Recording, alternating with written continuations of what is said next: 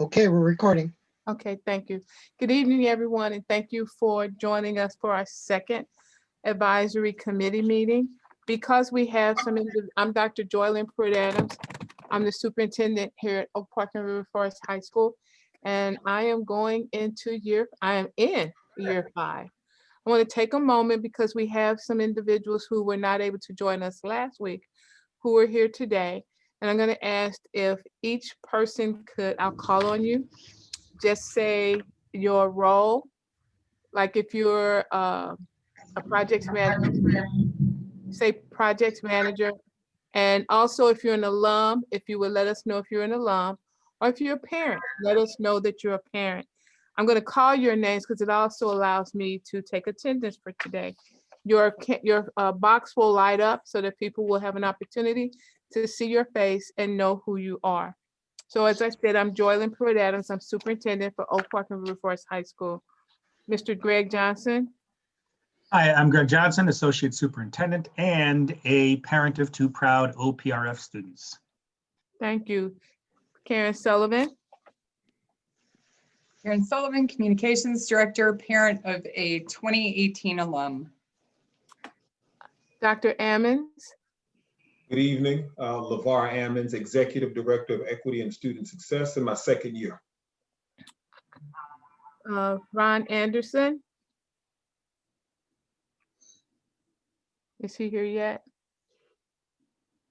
Okay, welcome. Ron Anderson.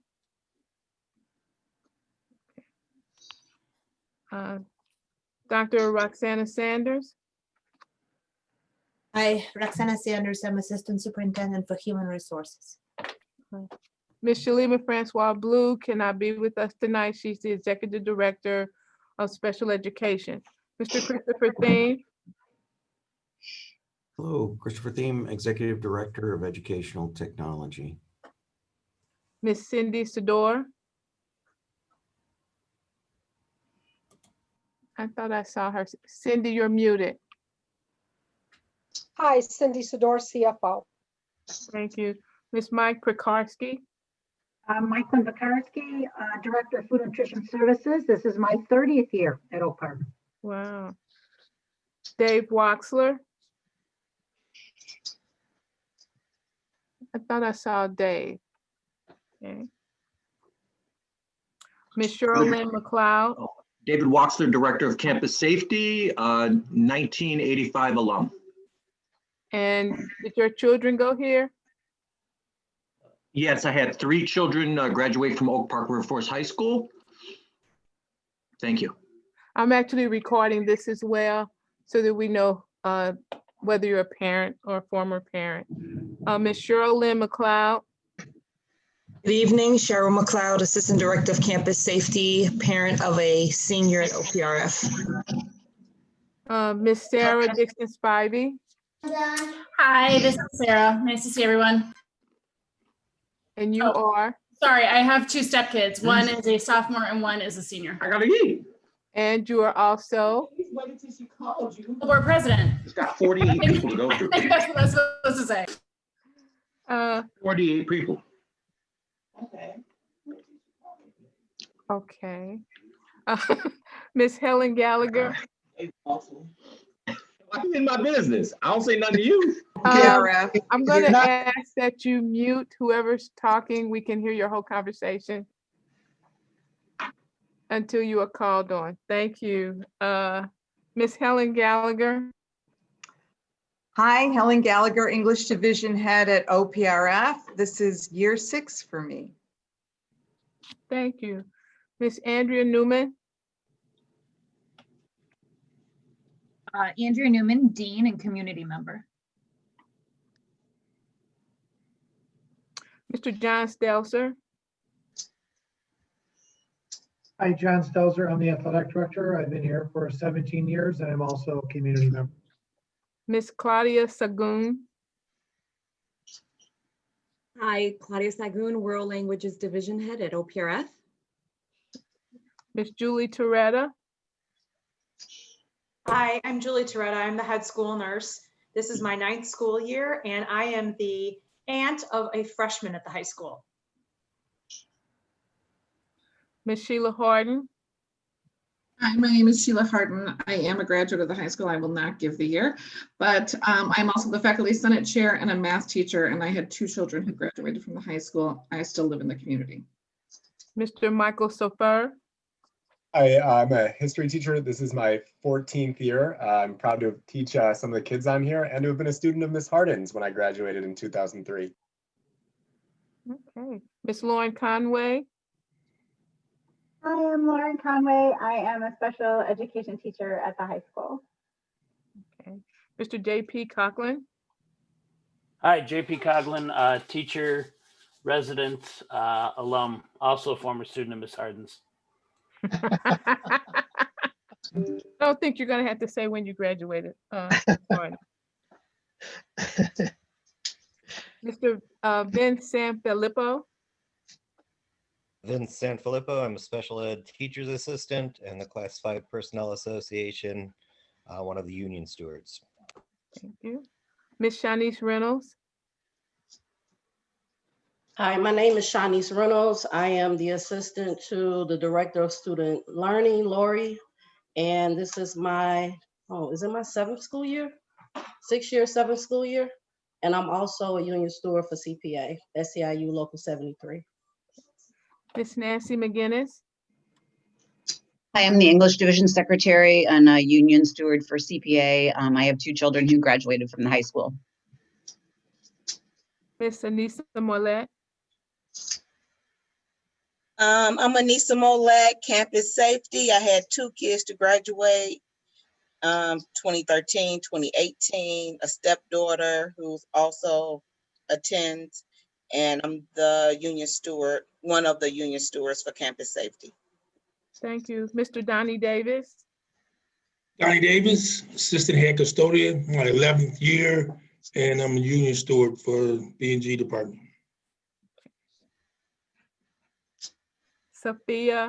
Sophia Baker.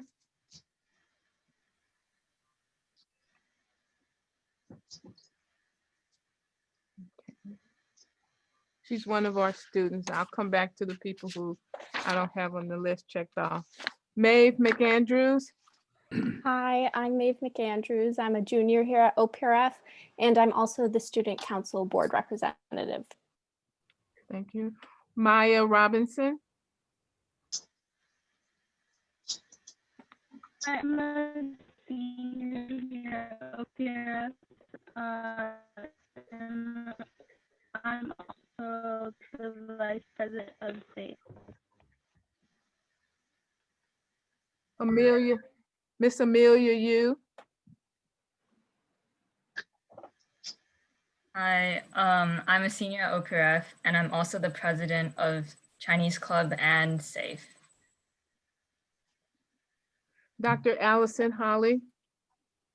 Allison Holly, Director of Curriculum and Instruction for River Forest District 90. Calvin Davis.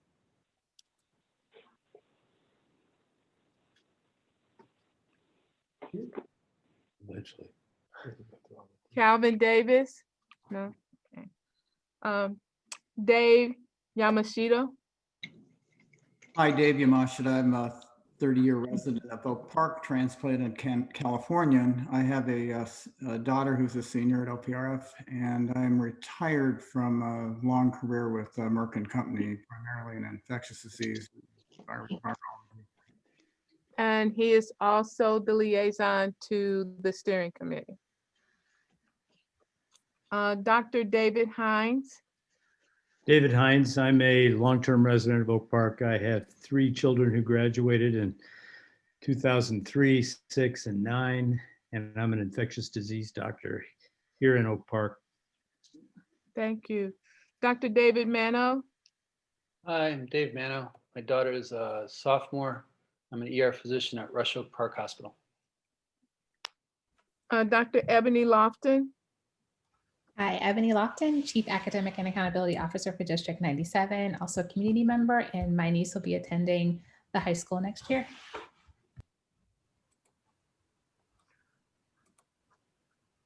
Dr. Tabak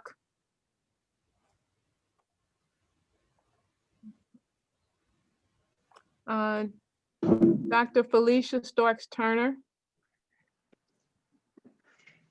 Good evening, everyone. My name is Felicia Starks Turner. I am the Associate Superintendent of Education for Oak Park School District 97, and I have a daughter who is a sophomore. Thank you. Jennifer Anderson.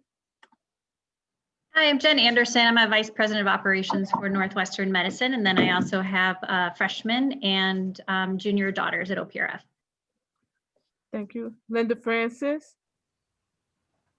Hello, my name is Linda Francis. I'm a long-term resident, parent of a 2019 grad, and a systems engineer. Okay. Mike Karyashu. I am, hi everyone. I'm a retired Chief Operations Officer. I'm currently helping out the district in a consulting role. I have 4 children who graduated from OPRF, and I am a community member. Thank you. Mike Charlie. I saw him. Oh, he's muted. There he is. Sorry, Mike I'm Charlie. unmuting. I'm unmuting. I'm sorry. Mike Charlie, I'm the Public Health Director for the Village of Oak Park. Thanks. Thank you. Misty Olson.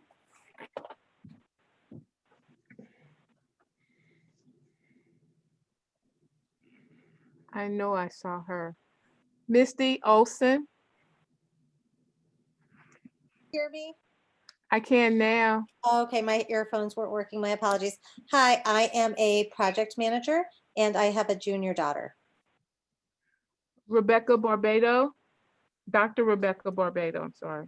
Hi, I'm a pediatrician at Loyola University, specifically the North Riverside Family Health Center. And I have a daughter that graduated 2 years ago and is in college now. And I have a sophomore and senior at the high school. And I've been in Oak Park most of my life. Thank you. Steve Osman.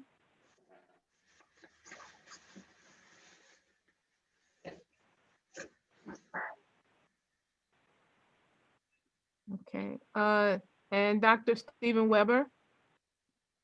Hi, Stephen Weber. My son is a sophomore at the high school.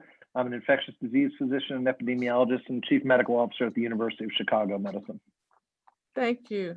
I'm going to go real quick for the people that I don't have. Dr. LeVar Ammons. Mr. Ron Anderson. Ron Anderson. I'm the Executive Director of Operations, and I attended the Oak Park River Forest Homecoming in 1990. Okay, Sophia Baker.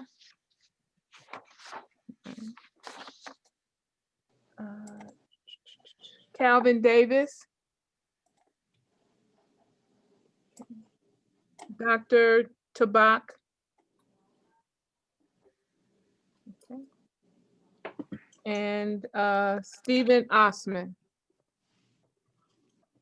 Okay, I think I have everyone. Thank you. Next slide, please.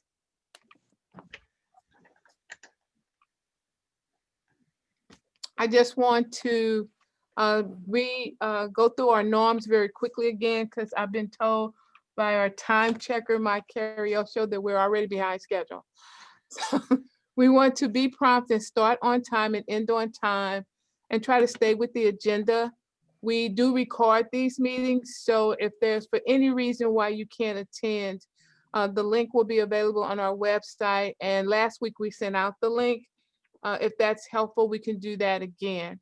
We ask that each person be accountable. If you miss something, touch base. The minutes will be printed, as well as I said, the audio recording. Because we really value your input and your feedback, we ask that everyone participate. You know, silence, we don't want to be misinterpreted as agreement. If you have some concerns, if you have questions, if you have anything that you believe will be helpful to us, we ask that you participate in your working groups and do that. And speak your truth. Don't say what you think you want us to hear or what we want you to say to us. We want you to speak your truth. And that we ask that when you are doing so, that you attack the problem, not the person. Next slide, please.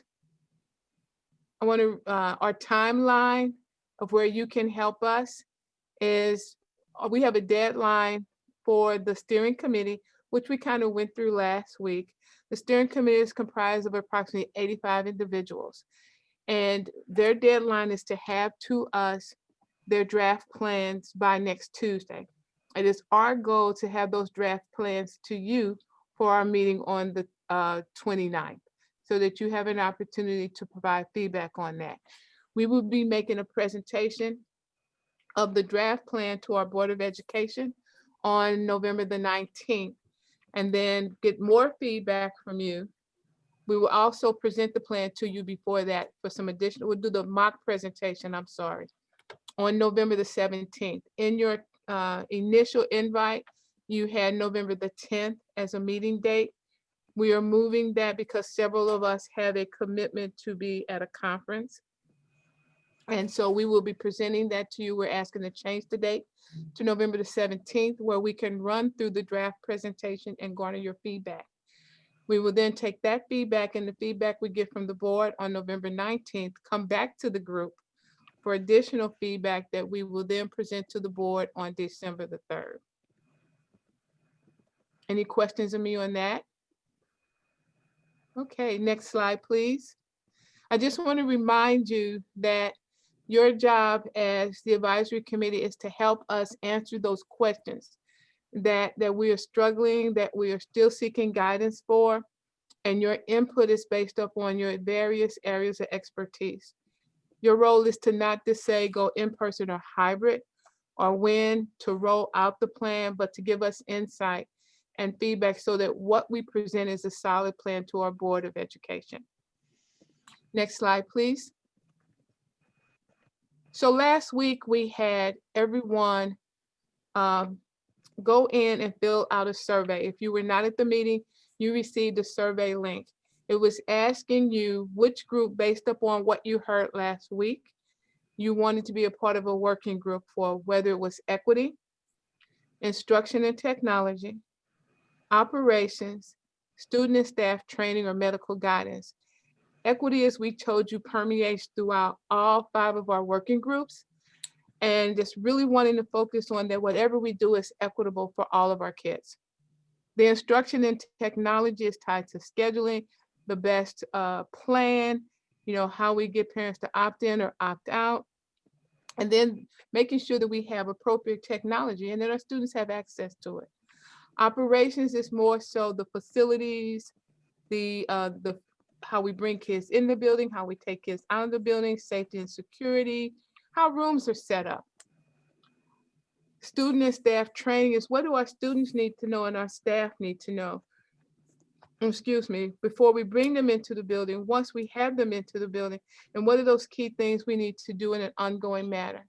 And the medical guidance is tied to what metrics do we look at, the positivity rates. For example, this time last week, I think we were at, as a state, around 3.2. As of today, this morning, we were 5.4 positivity rate. So that's where the guidance comes in. One of the things I am pleased to say that when we met last week, we talked about the notion of having medical professionals across the board. And so each of you, if you identify a work group that you want to be in, you have been placed in that. And I will say you did a good job of having the medical professionals spread across. I think the project manager is in the right spot.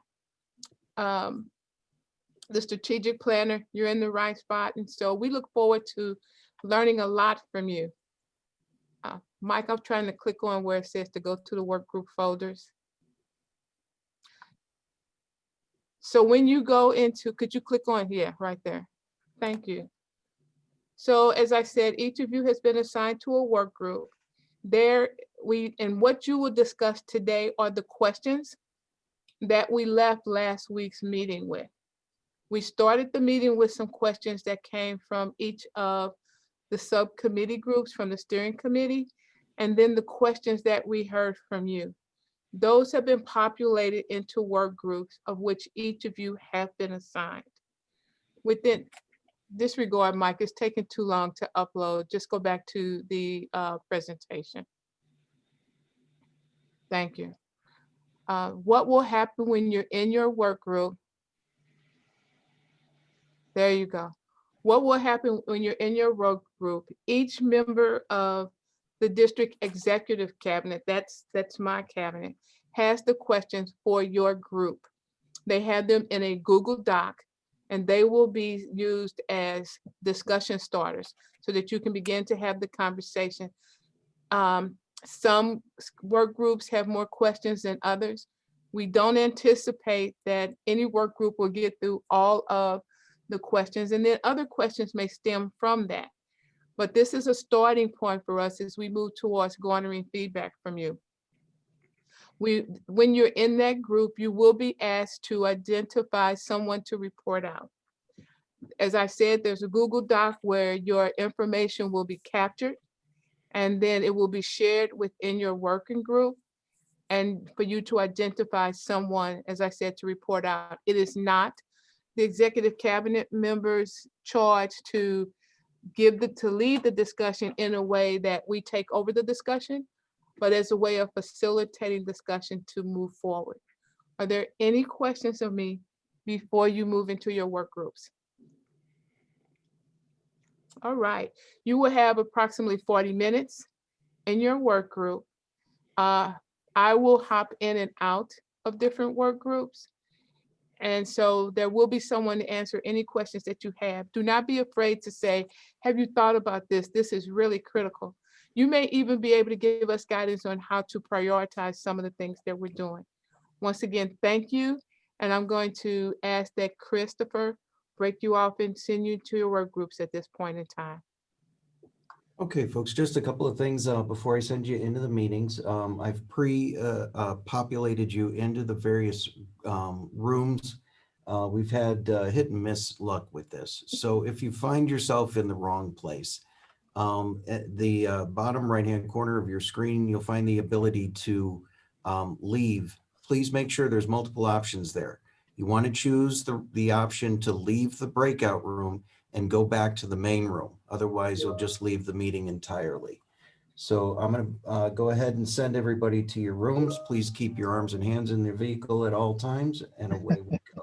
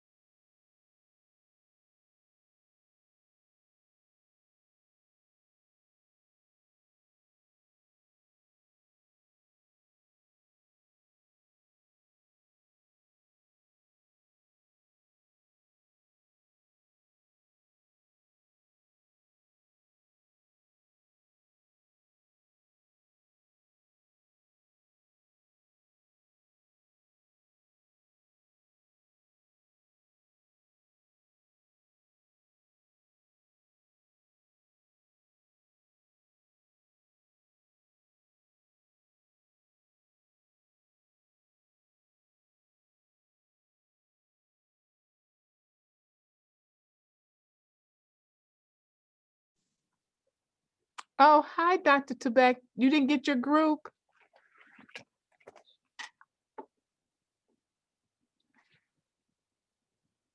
Let me get, you have a group, you're muted. Oh, there you go. I'm so challenged. Thank you. I'm gonna have Chris come out and send you to your group. Okay, how do I do that? You just stay right there. Okay, good. I'm very challenged with this. Appreciate it.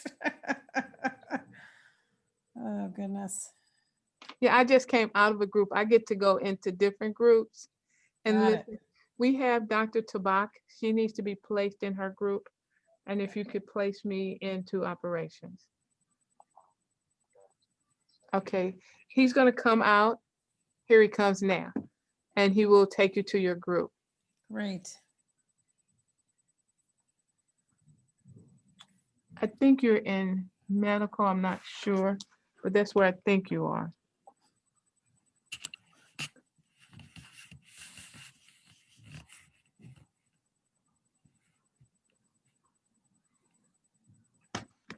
You see her on the list?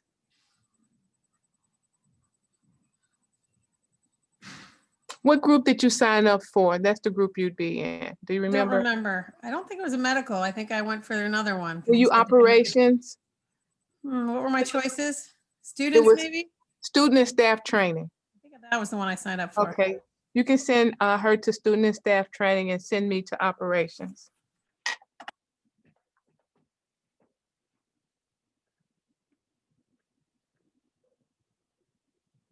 Thank you, Chris. You're muted, but I saw your lips move. I'm sorry, I'm babbling this whole time. Yeah. When I came out, she was sitting there. I'm like, okay, let me get Chris. I'm gonna hang out here then. Okay, I sent you a text, but I didn't know if you were watching your phone. That's why I called you. No worries. All right, so you want to be in operations? Mm-hmm. And I'll send you a text when I'm ready to come out and go to something else. Okay, sounds good. Okay. I sent you. Why didn't it take? Do you have a request to join? Nope. Hmm. Maybe because it still thinks I'm assigned to the other one. Oh, and we're still recording. I'm sorry. No, that's okay. You know what? I can pause that. But it's only our group because we're the only prompt ones. Well, everybody should be coming back in now. The system should be closing their rooms. It is.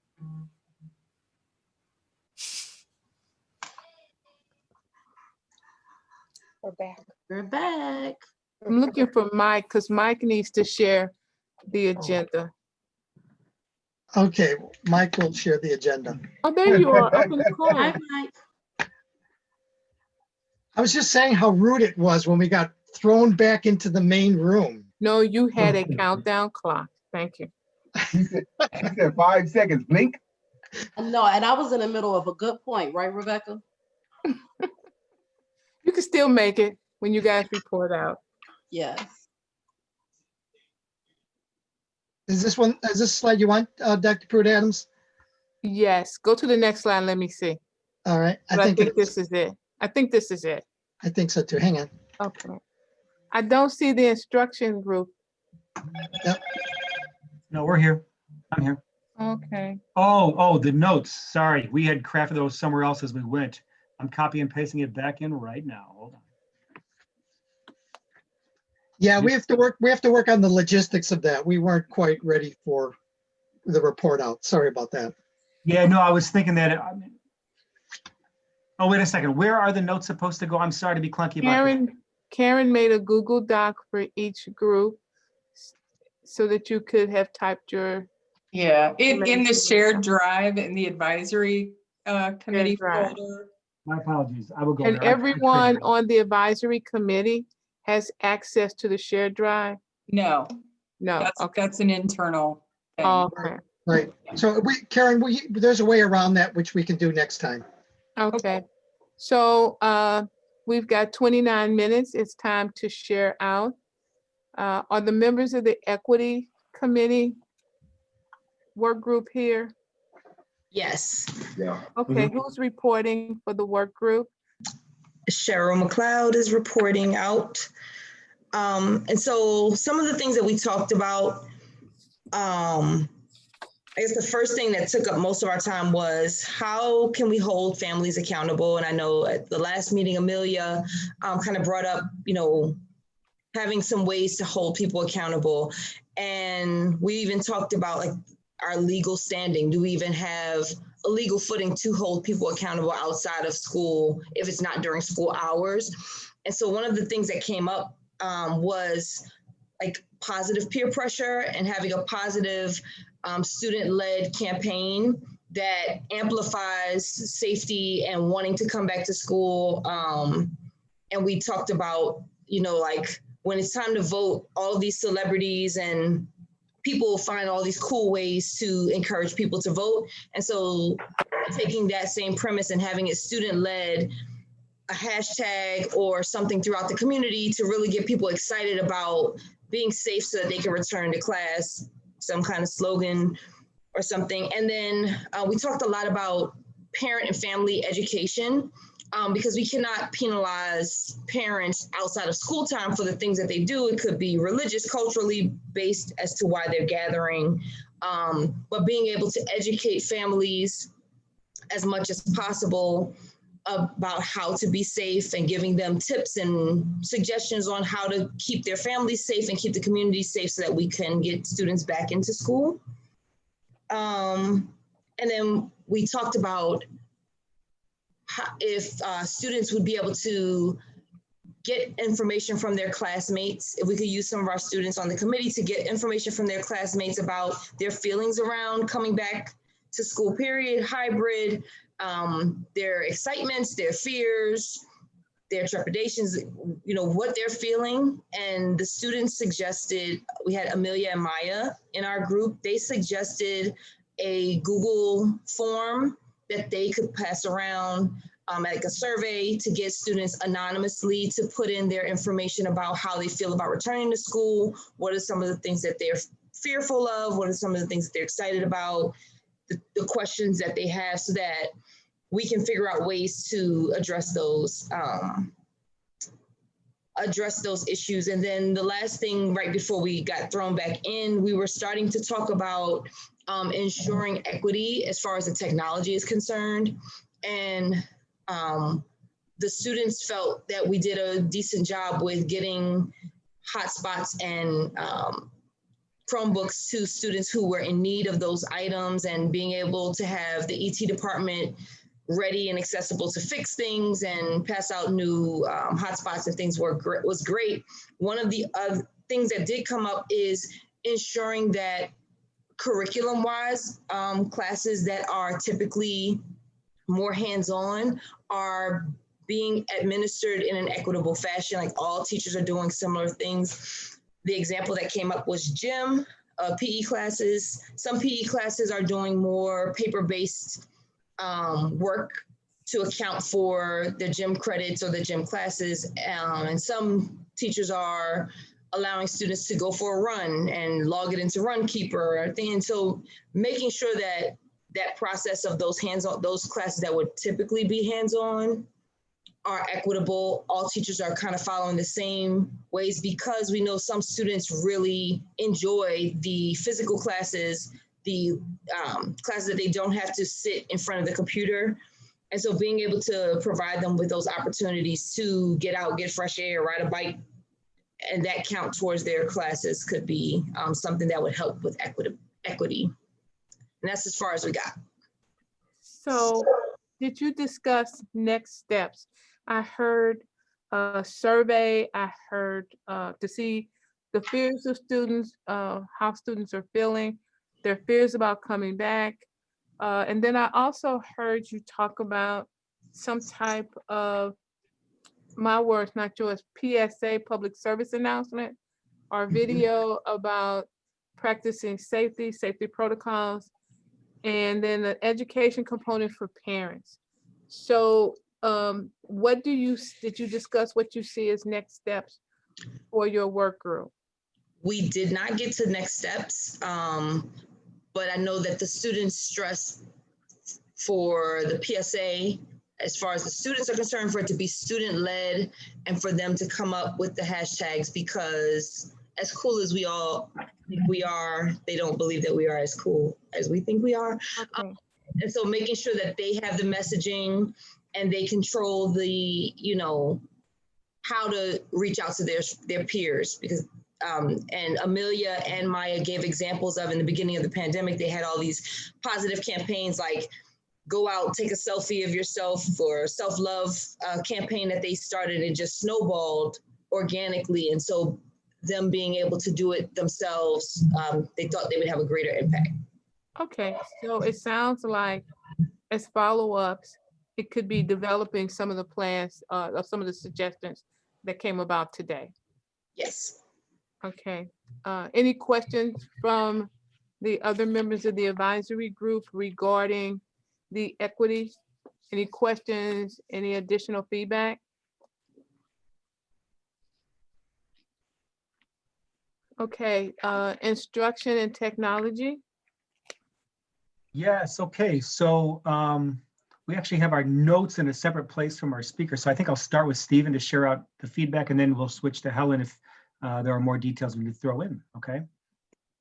Thanks, Greg. And I'd invite all the members of the group to chime in after my memory fails. We started talking with, I think, what we saw as the most important issue, which is thinking about the social and emotional needs of the students.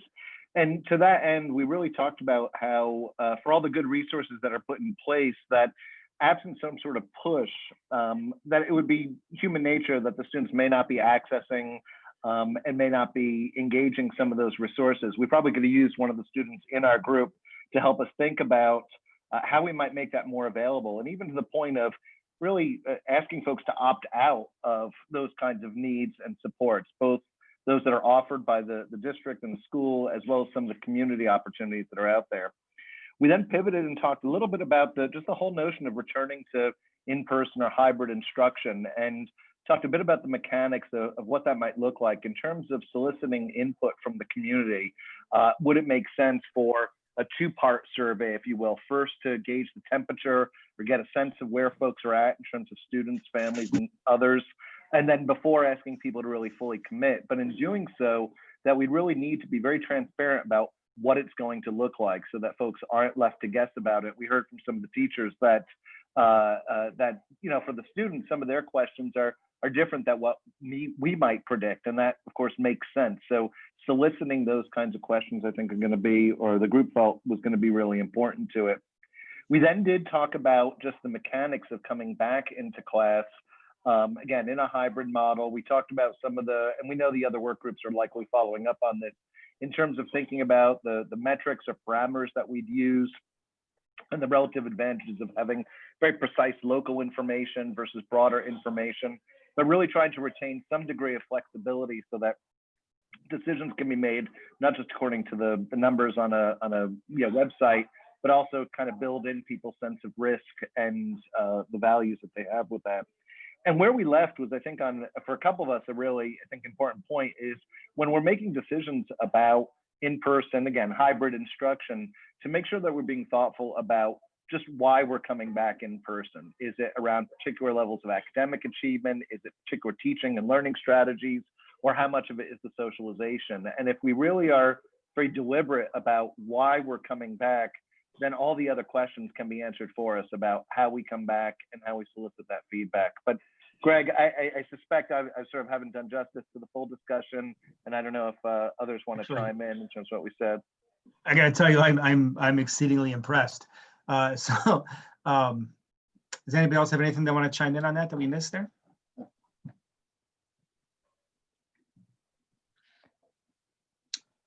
Okay, I think we're good. So what I heard was, because we're not quite sure of what students are absorbing, my words, regarding to SEL, more of an opt-out versus an opt-in, in a manner of ensuring that the students who really have the need are having their needs met, versus, waiting for them to come and to say, I need some support, because more than likely those are the kids who won't.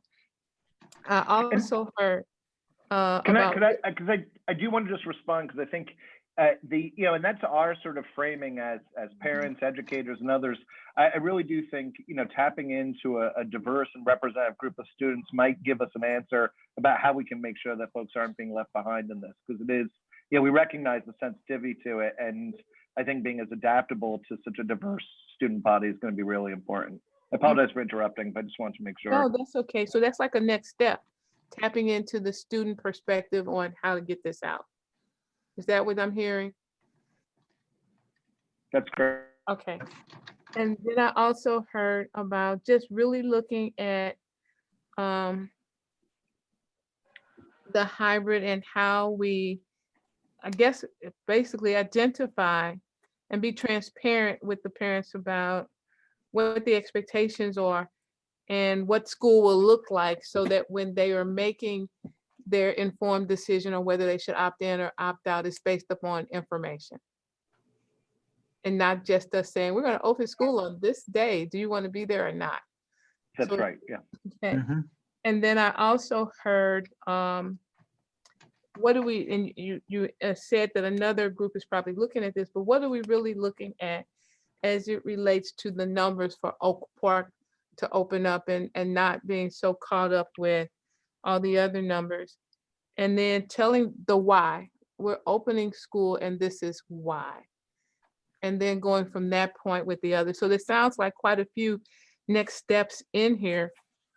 And I don't think you guys even got to all of the questions that you had. We did not. It sounds like there's a lot of next steps, and also some things to possibly take back to the steering committee. Any questions from the advisory group for the instruction and technology? I had one quick question. I apologize. For the survey, and I think I heard it say 2-pronged. So are you looking to get obviously student input, but parent input as well? Because what I've heard from the community is some parents feel their kids truly need to go back, and the student may not feel like they need to go back. They may not want to go back, but parents might feel like they need to go back because they aren't engaging or performing. So when you said it, I think you said 2-prong, or were you thinking like get engaged with students and then also parents? And then, it would be nice if my kid went back to school versus, my kid is really struggling and they need to go back to school, whether that be academically or social emotionally. I might invite Greg or others to respond to that broader view. Yeah. For us, the 2-prong was specifically kind of a timing, one early survey to kind of gauge people's general sense, and then the second one where they would actually commit to it. But I don't know if anyone else wants to respond to the notion. Okay. We didn't talk about specifically a student versus a parent survey, but. No, but I feel fairly comfortable saying that much of the context of our conversation was really only relevant by getting the feedback from the parents, because not to discount student voice, we want to get student feedback, of course, but it's ultimately the parents that are going to decide whether the kids come back to school or not. So it's serving the parents that we really need to do that. Okay, thank you. Yep. Okay, thank you. The next group is operations.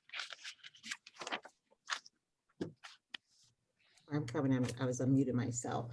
The operations group had a very robust conversation. We did not get to all of the questions. We tackled the first 3. The first question was about there are 34 classrooms without a filtration system in them. And so we had a good discussion about those rooms. What do they look like? Do they have windows? How many are inside classrooms? And the availability of the filtration systems. Not only the availability, but if we were able to get them, are they medical or non-medical grade? And I think from the group, we talked about that the only ones that are readily available are the non-medical models via stores like Home Depot. Then we talked about the noise level in the rooms with adding the filtration system, and what a concern that could be for the learning environment and how it may be compromised. And then we had discussions regarding the placement of the filtration systems. And then we discussed getting information from other schools who have dealt with this issue to see if they could maybe give us some advice. And so as far as the next step, one of our members is going to reach out to some other schools to see if we could get additional information. Then we had discussions about, I'm sorry, my screen went black, about the location of actually the classrooms. Are they on higher floors or lower floors? Access to windows, because all of those are factors that we would want to consider. And also, again, the placement of the filtration system, want to have them in really the biggest traffic areas to try to capture as many of the potential germs as possible. And then we also had a really good discussion regarding, since these 34 rooms are without filtration systems, can we be creative? Do we have to use those rooms? Are there other rooms in the building that we can use so that these 34 rooms don't have to be used for instruction? The next thing we talked about is the placement of desks. The recommendation is 6 feet apart. And do they have to be 6 feet apart, the desks? And, you know, all of the students will be masked, of course.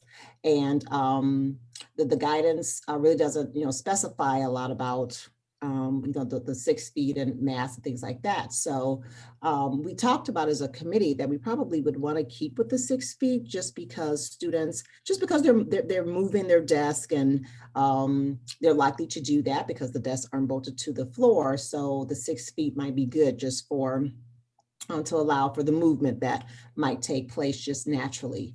We talked about having layers of mitigation with, you know, the masks and the temperature checks. And the issue of equity came up because as parents have home equipment, we talked about the quality of the equipment, access to the equipment, and with that, really give us the information that we are looking for, and also with people being honest regarding their symptoms. We talked about that, you know, students of this age, you know, may be carriers, but may be, you know, asymptomatic. And so what kind of, you know, mitigations can we put into place? And then as a next step, we also talked about what measures maybe we can put into place regarding people who may be asymptomatic, to kind of reduce the likelihood that, you know, people are coming into contact with someone who may be infected. And then that goes back to also the layers of mitigation that we discussed. The next question talked about bringing students back into the building, and really someone else mentioned this before, like getting to the why of this question would really help answer a lot of the questions we may have. And so we talked about, depending on the number of students that come back, how do we get them into the school safely? We talked about the number of doors in the building, but then you have an issue of being able to staff those doors as far as students entering the building. And so I think it was stated that the entrance into the building would be limited to 3 entrances, but then how do we get the students into the building safely? Do we have to stagger the start times so that there aren't a lot of students congregating together at one time? And then we had a discussion about like which students should we focus on? Should we focus on bringing all of the students back, or should we focus on determining maybe which students should be brought back first, and maybe should we have a phased in approach to bringing you know, students back? And then we talked about that when we're planning, that just for planning purposes, that we should plan for like 75 to 80% of the students wanting to come back, just to make sure that that we have the capacity to handle the students returning to the building.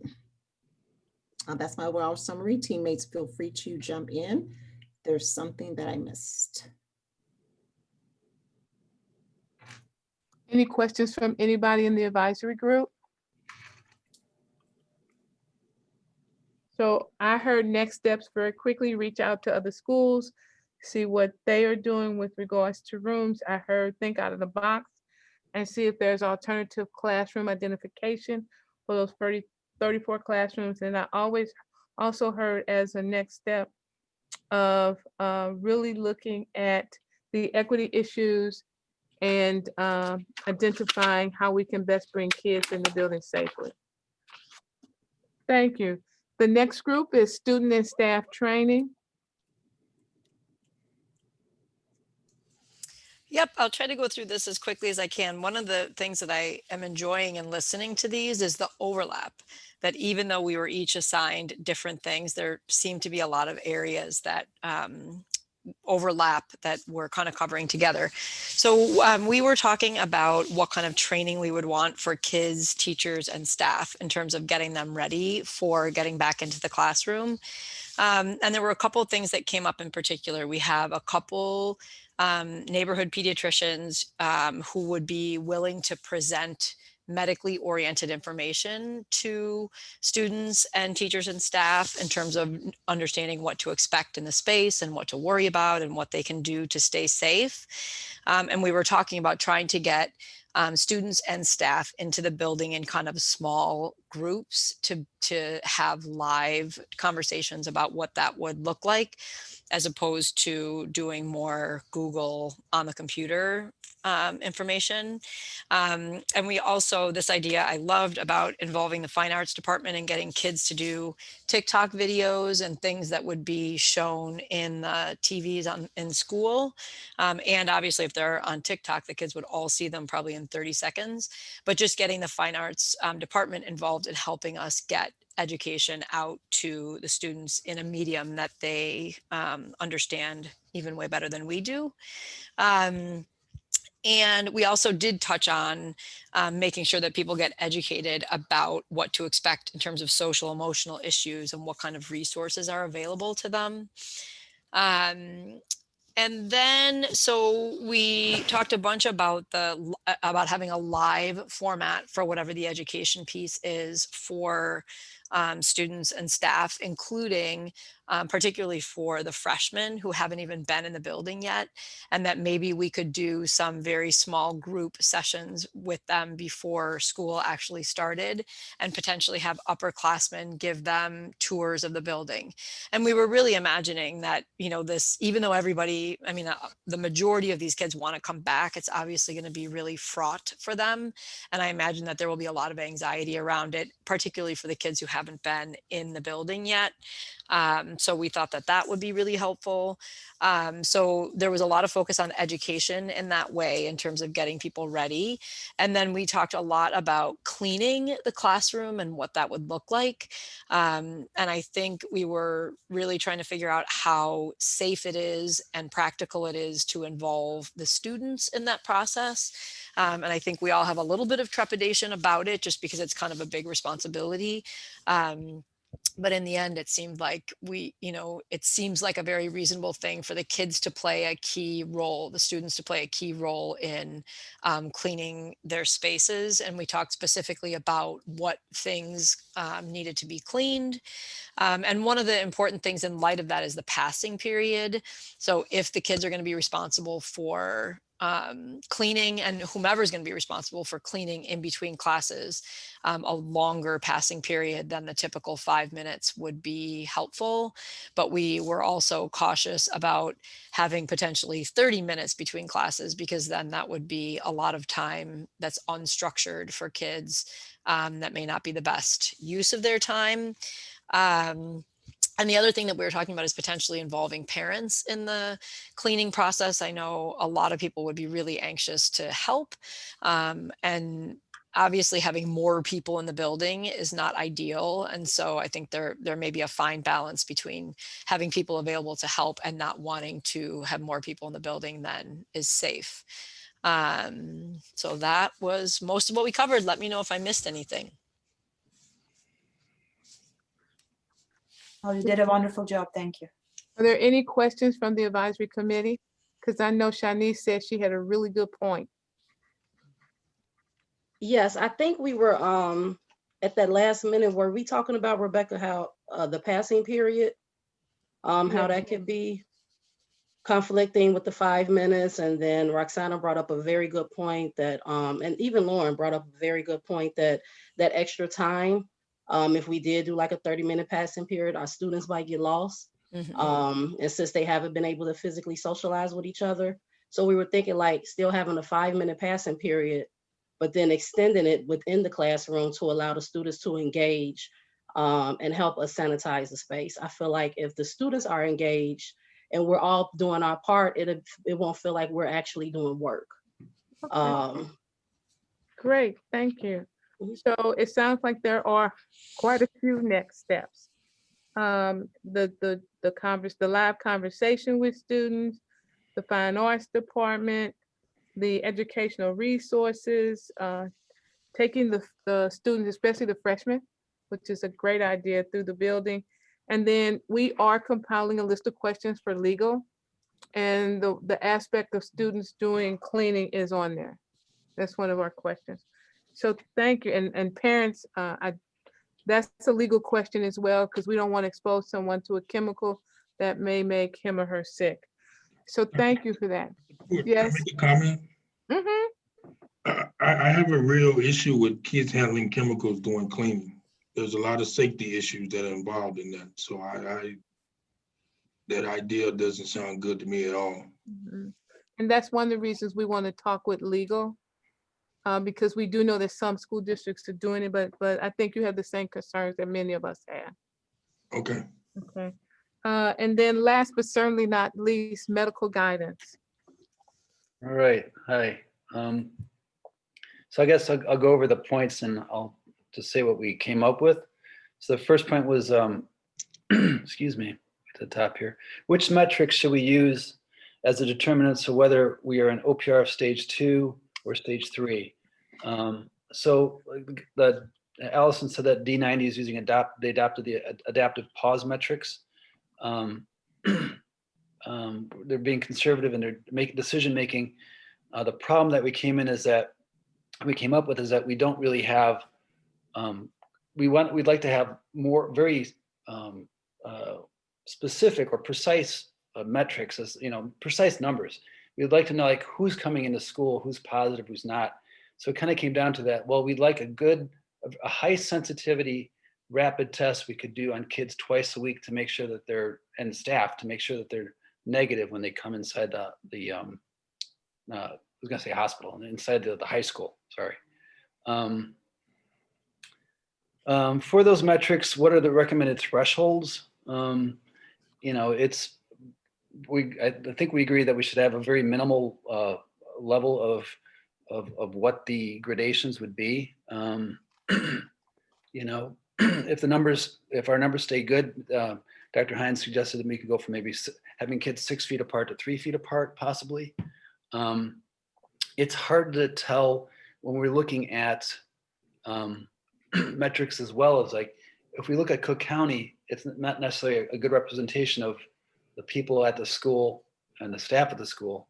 So then do we look at their zip codes, or do we just, maybe adopt better testing for the kids that are coming in, kids and staff that are coming in? What else we look at? Should we be tracking metrics for all zip codes? That's redundant already. Should we do saliva screening or not? We should do the test that would give us the best sensitivity rates, whichever it is. The best or the highest sensitivity test that we could get that would be rapid would be perfect. But that's just finding that would be finding that it's kind of a problem. Should people be allowed to opt out? No, they should not be. I know that's going to legal, but I don't think any of us said it's okay. I don't think anybody of us thought it would be a good idea if people could opt out. Let me know if I'm off target on that one. And should we use the Binax Now rapid diagnostic test? It'd be yeah, but apparently we can only use that if people are symptomatic. So I guess if we have it and it's a good test, I don't know what the sensitivities and specificities are, but if it looks good and they want to use it, yeah, you can use it. But apparently that would only be for symptomatic staff and kids only. How can be equitable with saliva testing? I don't know if we addressed that one at all. How do we set expectations for what a hybrid schedule would look like? Is it reasonable to think there'll be some positive cases? Yes, there are going to be positive cases. And then what do you do? I mean, if you have one positive case in, you're going to have to shut the school down and retest everybody. What else? Should we require N95 masks for all staff and students? if, I don't know if we addressed that. I'd say, yeah, if you could. If not, what's the next best option? Just regular masks then. And how should we respond to a medical emergency if a student starts vomiting or has a seizure? A seizure, obviously you're gonna call 911, I would say. Student starts vomiting. That's a great question. You know, when it happens in the ER, it's easy because we're all gowned up and gloved and stuff. But for there, I mean, hopefully you'd have to have a nursing staff on site who's got full PPE to be able to handle that situation. So, and that's it. If I missed anything, if I misspoke, please let me know. I'm got a short attention span and I'm bad at taking notes. So let me know. I did just want to add one thing that Allison Hawley mentioned, that her nephews go to, I think you said it's Hersey High School. And they're having kids attend 2 days in a row, perhaps as a way of not having so many different people in the building every single day. You know, every couple of days you have the same groups in to perhaps minimize some of the exposure issues, which I thought was interesting. Yeah, I don't know if they intentionally structured it that way. I think it's just the nature of the block schedule where kids have their full day over 2 days and then they're off the other subsequent days. So I think infection control is a byproduct. I'm not sure that was the driver for the schedule.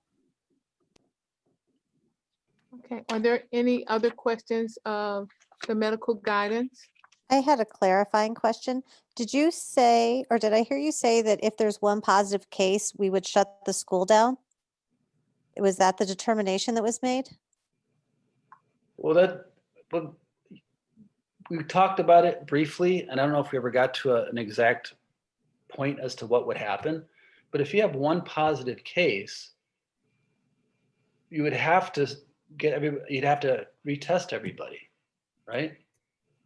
And so I don't know if you'd, until you know that it's only contained in one, localized to one person, I don't know how you could safely allow people back in until you know that everybody else is negative. You know what I mean? Is that what other schools, is that how other schools are handling, or is that just kind of what we're thinking? Go ahead. I'm sorry. I was going to say some of the guidance we've received with regards to contact tracing, and Mike Charlie and Julie Toretta could probably answer better than I, is that if it's like in a classroom and you reach out to those people who's come in contact with the individual, and then that's what's called that adaptive pause. You may have to stop. We also have the exclusion guidance.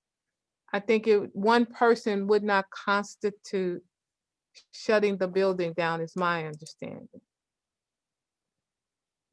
That's correct. Okay. That's correct. That's correct. Okay.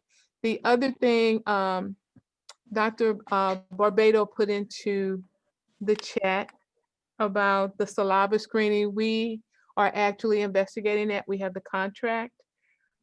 We have to look at the legal perspective of whether people opt in or opt out. It's also an item that would have to be negotiated when we're in the midst of negotiations. But I do want you to know we have a contract that we are currently having our legal counsel look at. And then another comment in the chat was from Dr. Weber, indicating that testing is fraught with a lot of logistical challenges. And that's one of the things with the saliva screening. And most of the homegrown tests, whether they're an EUA, which I have no clue what that is, from the FDA, struggle to report the value. There you go. I'm sorry, Super. I didn't mean to compel somebody to read my stream of consciousness. Okay. I'm sorry about that. I think Dr. Mano and others already spoke. I mean, I think just having the notion of why we'd be testing, and then as someone else raised the issue of, if you're going to test, then you need to think about how you're going to contact trace the results. And I don't know, Mike can probably speak a little bit to that, or others, because, and I'm not trying to be political about this, but testing alone doesn't keep COVID away. And, we can look to the experience in the White House in terms of that. But again, I respect the, the views of the group, but I just want to offer a word of caution before you sign a contract. Oh, absolutely. We're looking into a lot of the aspects of that. And you're absolutely right. Contract tracing is key. And so we actually have, Julie Toretta keeps what's called a line list that is as do the other area school districts, that is always shared and communicated to the Oak Park Department of Health. Are there any other questions, any lingering questions that any of you may have? I'm so sorry. I'm such a chatty Kathy. The only other question I had is, and I know it's on the operations and we didn't get to it in talking about passing periods. When we're looking at exposure, are we going to use the definition provided by Department of Health of closer than 6 feet for more than 15 minutes? And so if somebody tests positive, are we going to use that as a litmus test to say, well, they weren't closer than 6 feet for more than 15 minutes, therefore they're not exposed? Or do we have any thinking around that from a medical perspective of how we would want to interpret that? But I think that exposure was also less than 6 feet, greater than 15 minutes unmasked. One of the. Great. Yep. Good point. Yes, that's the point if it's unmasked. If there are. Actually, the mask, this is Mike from the health department. The mask doesn't really come into the equation. Masked or unmasked, it's within 6 feet for over 15 minutes. That's the definition. Thank you. Yeah, sorry. Oh, that's good, because I was thinking mask, so that cleared that up for me. So thank you so much. It is now 8:08. Can you go to the next slide, please? Do we have any other questions from the group? So our next meeting is the 29th. We will synthesize what we heard tonight so that you have access to those notes we'll make sure that you have access in a shared drive that is specific for this group. We will also make sure that you get the audio recording. It is our plan to have the draft plan to you. And what we will take with the information we got today, we will take that back to our steering committee in our meeting, which is on the 27th. Any questions regarding next steps? Once again, I want to thank each and every one of you for your time and your commitment and energy and brain power in helping us to develop a plan that will meet not only the academic needs of our students, the social emotional needs of our students, and the health and safety of our students. The emotional needs of our staff, because this is emotional for them as well, and the safety and health needs of our staff, as well as the preparatory needs of our staff as we all prepare for our students to be in our building. So thank you. If you have any questions, do not hesitate to send me your questions. If you have any follow-up thoughts or suggestions. Thank you. If there are no other questions, everyone have a great evening. Thanks. Thanks so much. Good Good night. night. Bye-bye. Bye-bye. Night. Thank you very much.